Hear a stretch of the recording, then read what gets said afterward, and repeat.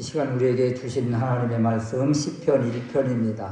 시편 1편 1절에서 6절까지.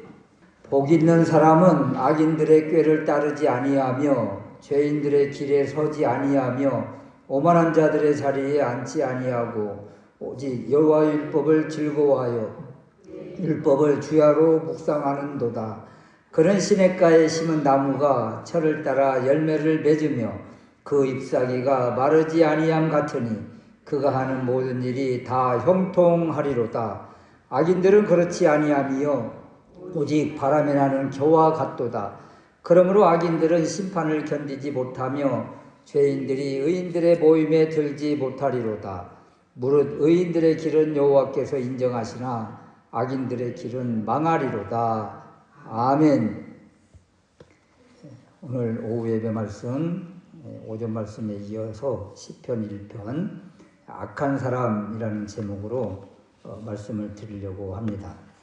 그 복 있는 사람은 하나님 안에 있는 사람이요 하나님께서 주신 귀한 말씀을 주야로 묵상하는 사람, 더 적극적으로 하나님 안으로 들어가는 사람이라고 했습니다.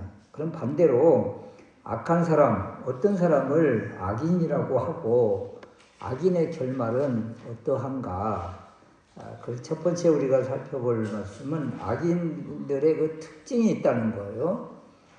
1절 말씀에 보면 악인을 지칭하기를 악인들, 죄인들, 오만한 자들이라고 이렇게 규정을 합니다. 여기에 악인, 먼저 악인은 그 법정에서 유죄 판결을 받은 자를 말합니다. 법치주의에서 형사 피고인을 그 사법부에서 유죄 판결이 확정되기 전까지는 이렇게 무고한 사람으로 추정해서 그 무죄 추정의 원칙을 이렇게 지키면서 권리를 지켜주고 있잖아요. 그런데 악인은 이제 사법부에서 선고한 것처럼 하나님의 법 앞에서 죄인으로 이제 확정된 자, 입증된 자라는 거예요.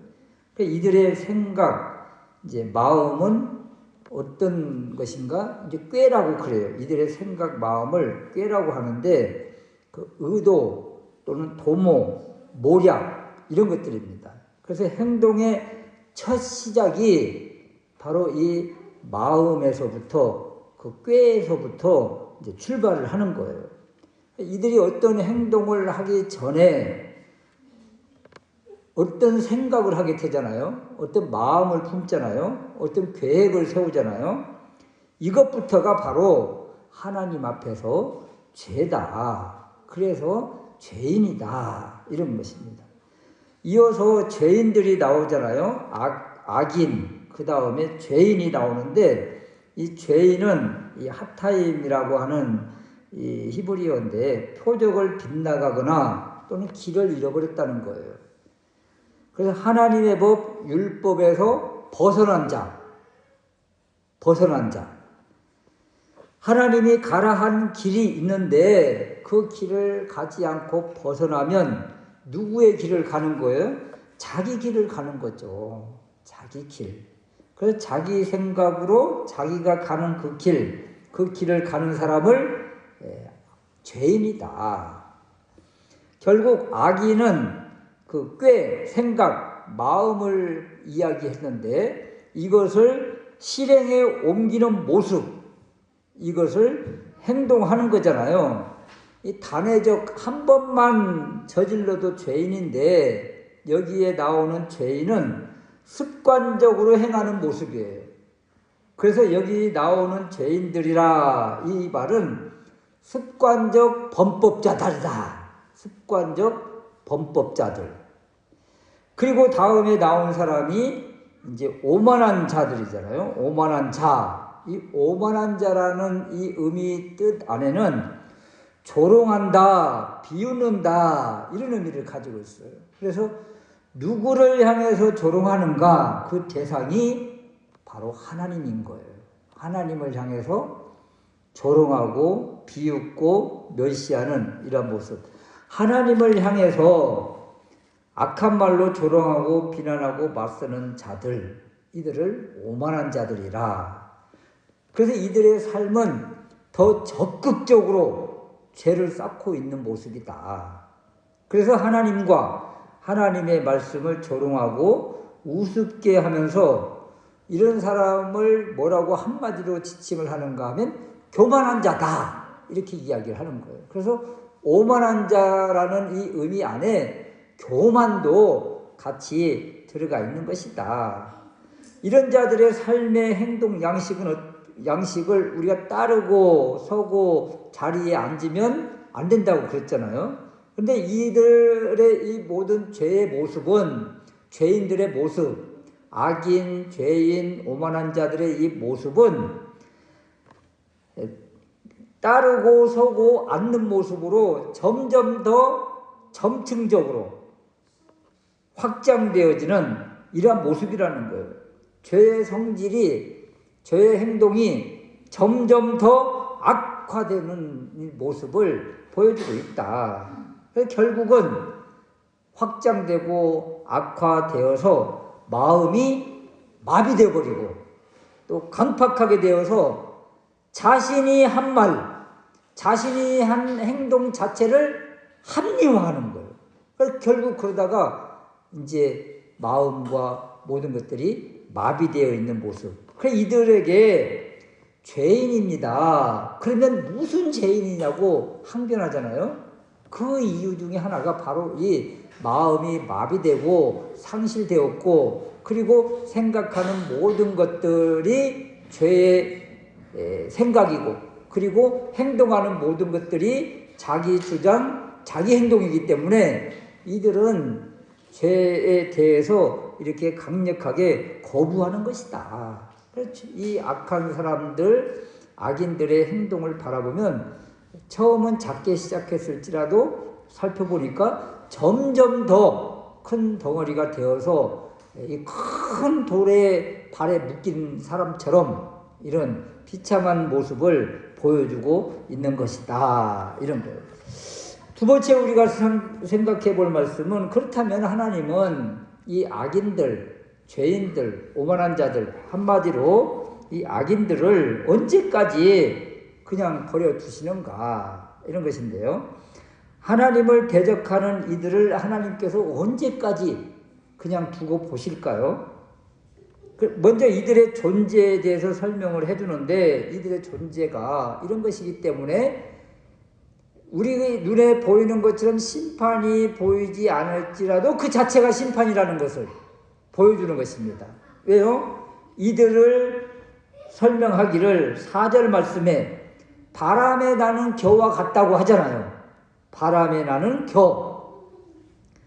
겨는 가볍기 때문에 조그마한 바람에도 날아가 버립니다. 이 곡식과 겨가 바람을 만날 때, 또는 타작을 하면서 이 곡식과 겨를 구분할 때 바람을 이용을 하잖아요. 바람을 이렇게 까불리면서 이 곡식과 그리고 겨를 구별을 해요. 그런데 곡식은 어떤 특정한 원하는 장소에 떨어지잖아요. 겨는 그 바깥으로 떨어지거나 아니면 날아가 버립니다. 그래서 이 특정한 지면에 떨어지는 이 곡식, 이러한 모습을 의인들의 모임이다, 또 하나님 나라다, 하나님 나라의 공동체들의 모임이다, 이렇게 이야기를 해주고 있고, 그래서 이러한 것을 5절 후반절에서는 의인들의 모임이다, 이렇게 설명을 하는 것이죠. 바람을 만나면 의인들의 모습, 의인들이 있는 자리가 명확하게 구별이 되는 거예요. 바람을 만나면 이 바람에 나는 겨의 모습이 어떤 존재인지를 분명하게 더 확실하게 알려줘요.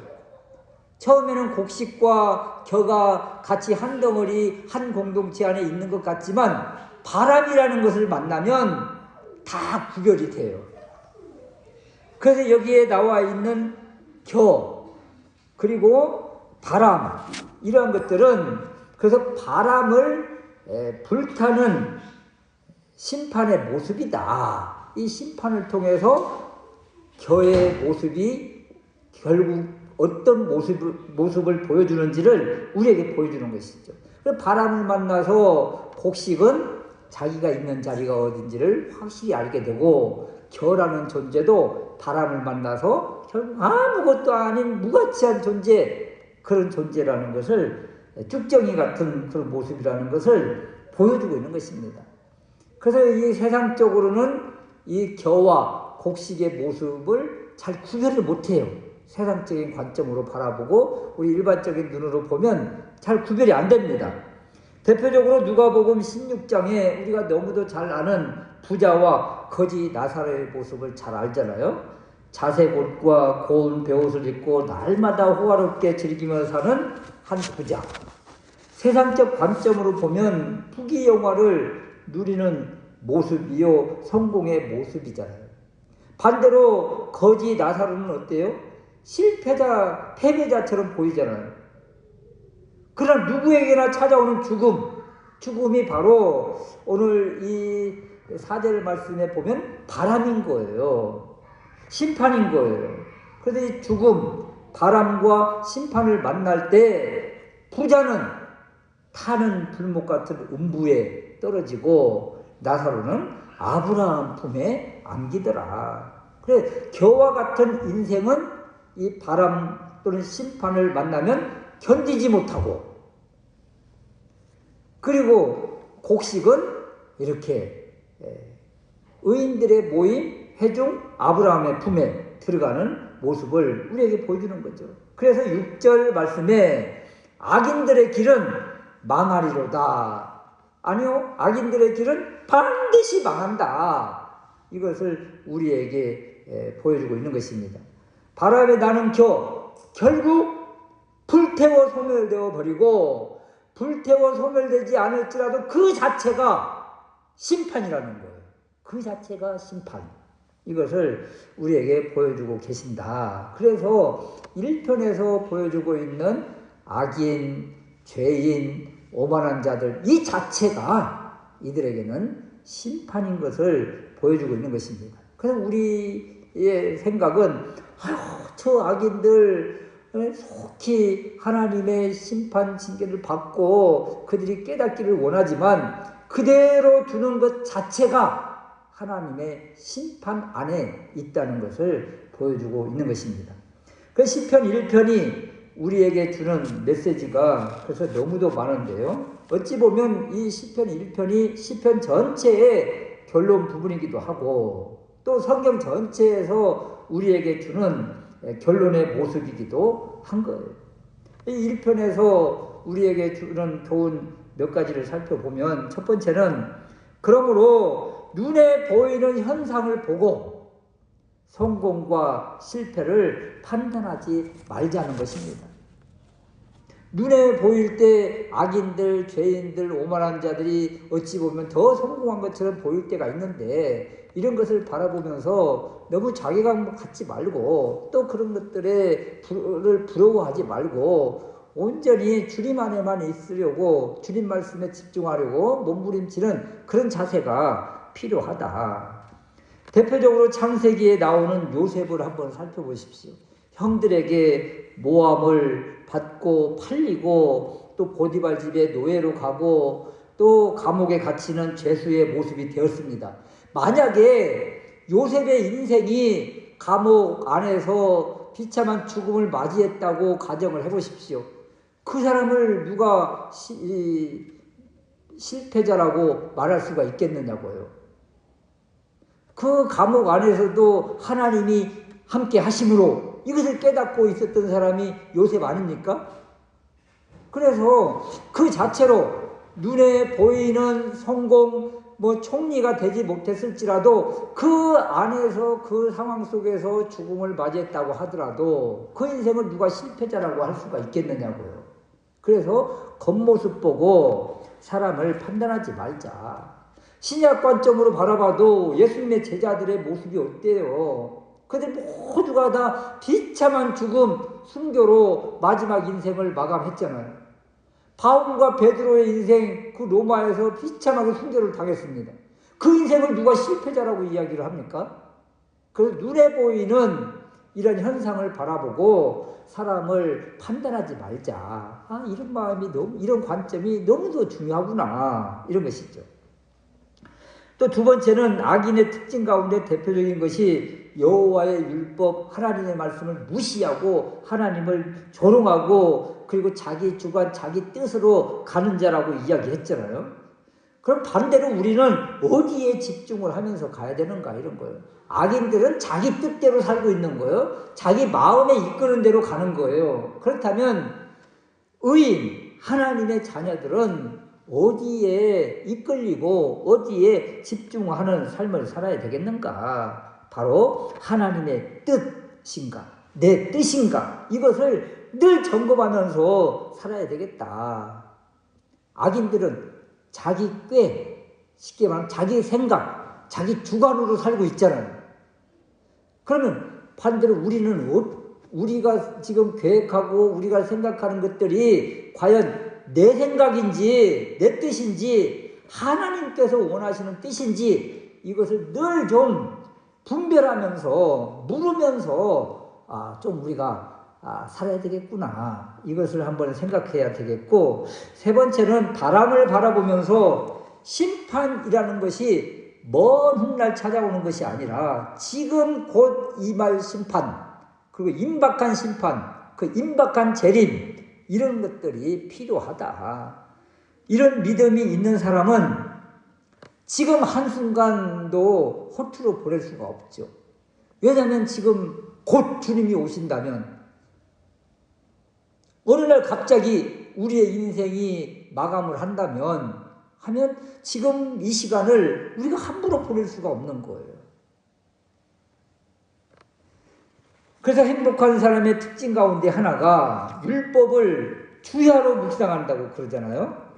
2절 후반절에 보면 그의 율법을 주야로 묵상하는도다. 여기 주야가 바로 지속적으로 변함없이 날마다 순간순간 하루 일상의 반복, 이 날들이에요. 이 시간과 이 순간, 이 시간, 이 날들이 모여서 우리의 인생이 되는 것이고, 어느 날 우리의 인생이 이 인생이 끝나는 그날이 바로 하나님 나라와 하나님과 잇대는 그런 날이기 때문에 하루하루를 우리가 허투루 보낼 수 없고, 그래서 주야로 그래서 하나님 말씀을 묵상할 수밖에 없다. 믿음의 사람은 하나님의 말씀을 주야로 묵상하고 하나님 말씀 안에 사는 그런 인생이 되어야 된다는 것을 보여주고 있는 거예요. 그렇다면 여기 묵상이라는 말이 나오는데, 묵상이란 마음에 새긴다는 것은 우리가 다 알잖아요. 마음에 새긴다. 그런데 이 단어, 이 표현, 이 의미 안에 묵상이라는 이 단어 속에 으르렁거린다는 그런 의미가 또 있어요. 사자가 으르렁거린다. 이때도 이 묵상이라는 이 단어가 사용되는 거예요. 그렇다면 우리도 이 사자처럼 으르렁거린다. 이 강렬하고 집중하고 열정을 가지고 그 움켜쥐는 그런 마음으로 말씀을 대하는 거죠. 그러니까 말씀 한 절을 딱 갖다 놓고 사자처럼 으르렁거리는 그런 마음으로 이 말씀을 내가 취하는 마음, 이 말씀 아니면 나는 오늘 굶어 죽는다. 그런 마음으로 으르렁거리는 이런 집중의 마음으로 하나님의 말씀을 대하는 것을 이 묵상이라는 이 표현 속 안에 있다는 거예요. 그래서 하나님의 말씀을 대할 때 이렇게 강렬하고 집중된 열정을 가지고 움켜쥐는 마음으로 말씀을 한번 바라보자. 이런 마음으로도 한번 바라보자. 이런 것이고, 또 이 묵상이라는 이 의미 안에 그 씨름하다, 또 슬퍼하다, 이런 뜻도 담겨 있는데, 말씀에 비추어서 자신을 바라보면 참 어떤 때로는 기가 막힐 때 있잖아요. 우리 자신이 평가를 해도 그럴 때는 어떤 마음을 가져야 돼요? 이렇게 슬퍼할 줄 알아야 되고, 고통할 줄 알아야 되고, 또 신음할 줄 알아야 된다. 그냥 말씀을 대충대충 그냥 건너뛰듯이 넘어가는 것이 아니라 이 말씀을 비추어서 내 마음을 진단하고 그리고 아파할 줄도 알아야 되겠고 또 이 말씀 없으면 나는 오늘 하루 죽는다. 이런 간절한 마음을 가지고 으르렁거리는 마음으로 또 하나님의 말씀을 대하면 말씀의 빛이 비추어지고 말씀이 때로는 불이 되기도 하고 말씀이 때로는 위로와 평안을 주기도 하는 그런 은혜가 있다. 바로 이것이 악인과 의인의 구별점이 아닌가. 악인은 세상 일, 자기 뜻, 자기 주관, 성공을 향해서 으르렁거리면서 살고 우리 의인은 이것을 다 뒤로하고 하나님의 말씀을 붙잡고 몸부림치고 사모하고 갈급하고 또 자신을 바라보면서 슬퍼하는 그런 존재가 의인의 모습이다. 시편 1편을 한 주간 묵상하시면서 이 깊은 뜻을 다시 한번 깨닫고 이렇게 집중하는 어떤 한 말씀 가지고 몸부림치는 그런 삶 가운데서 말씀 속에서 주님을 만나는 은혜가 있으시기를 주님의 이름으로 축원합니다. 아멘.